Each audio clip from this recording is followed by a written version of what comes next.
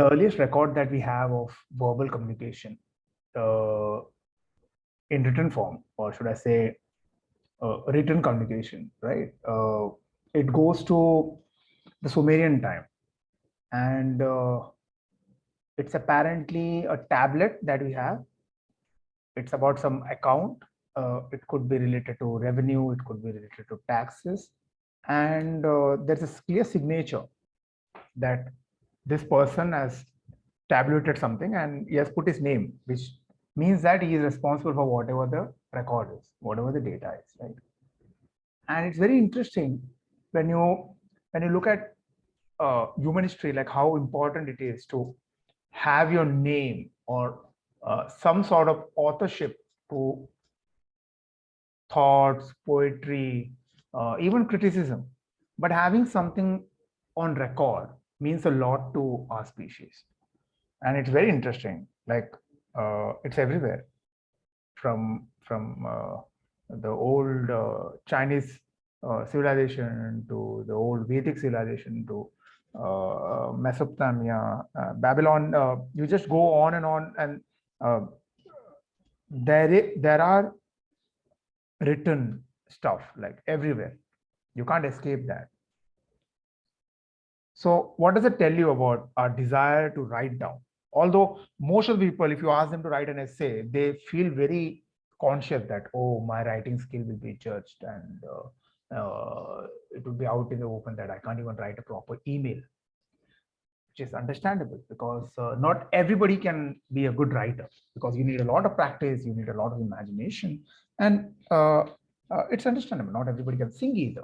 But what is contrary here is that all of us went to school and we spent upwards of 15 years of formal education, which was spent mostly on writing. So that is a contrary bit. We didn't spend over 15 years singing.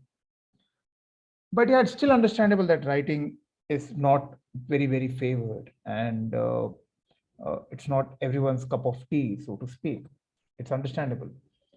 But what is very interesting is that we don't realize most of the time that writing down helps us understand our growth as a person in terms of how we think. Like what you write down will let you know tomorrow how wrong you were once upon a time. To give you a bad example, what I wrote in 2010 on my blog, I'm pretty sure I may not agree or I may not fully relate to those line of thinking. I'm not saying that I used to write controversial stuff. No, I never did that.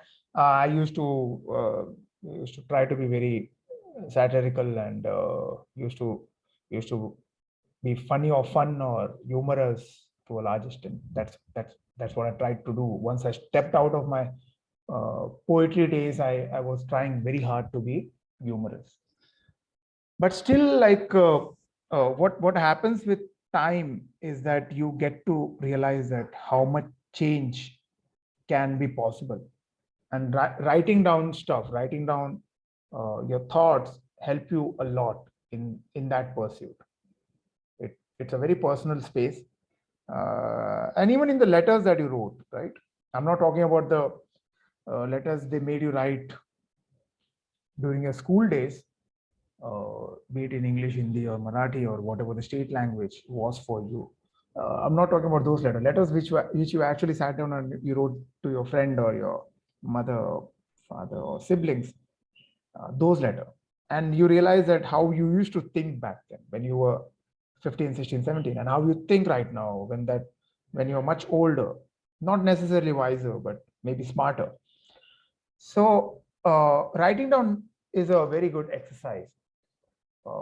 The good part is that you don't have to write down right now. You don't have to physically write down. Although I'd say that it's a very good exercise for your muscle memory. But if it's not for you, then it's okay, because not everyone's handwriting is up to mark. Although that's one of the curse, or should I say the gift of technology, that handwriting is invalid now. Everybody writes in the same font. Everybody writes in the same manner. So handwriting is not much of a concern. But if you don't write down, then you miss out on a lot of things.